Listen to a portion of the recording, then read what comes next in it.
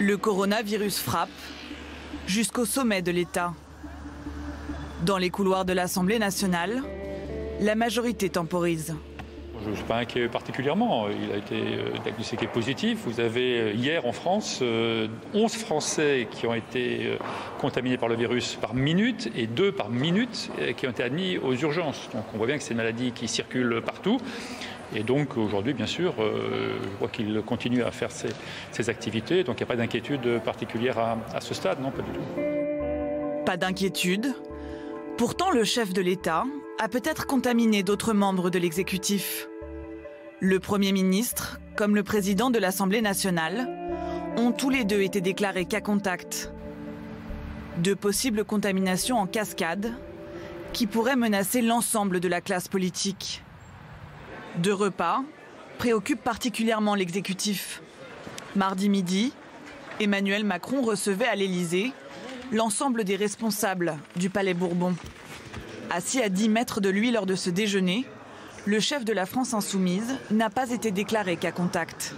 Alors voilà, moi je lui souhaite le meilleur pour sa santé, parce que bon, c'est beau être un adversaire politique absolu pour moi, il n'empêche que je le considère dans son humanité. Je lui souhaite évidemment qu'à son prochain test, il ne soit pas positif, voilà. Mais pas plus que ça, que voulez-vous, l'épidémie, elle rentre dans les palais comme dans les chaumières. Hein. Une deuxième rencontre pose également problème.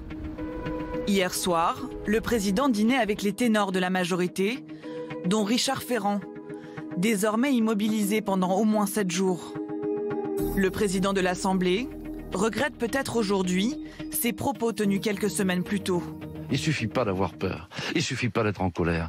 Il faut aussi faire attention, parce que si nous sommes malades demain, c'est parce qu'à un moment donné, nous n'aurons pas fait aussi attention que nécessaire. Ça veut dire que on ne s'est peut-être pas suffisamment lavé les mains, que l'on n'a peut-être pas suffisamment gardé le masque.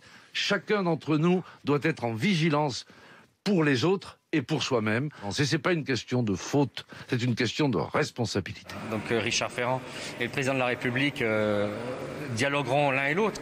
Mais à un moment donné, moi je pose quand même la question de l'exemplarité.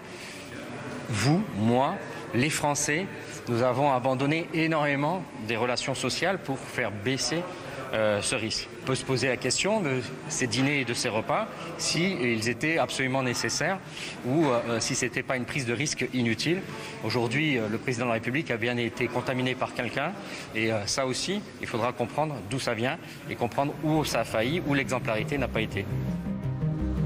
Trouver au plus vite la source de cette contamination afin de bloquer la chaîne de transmission.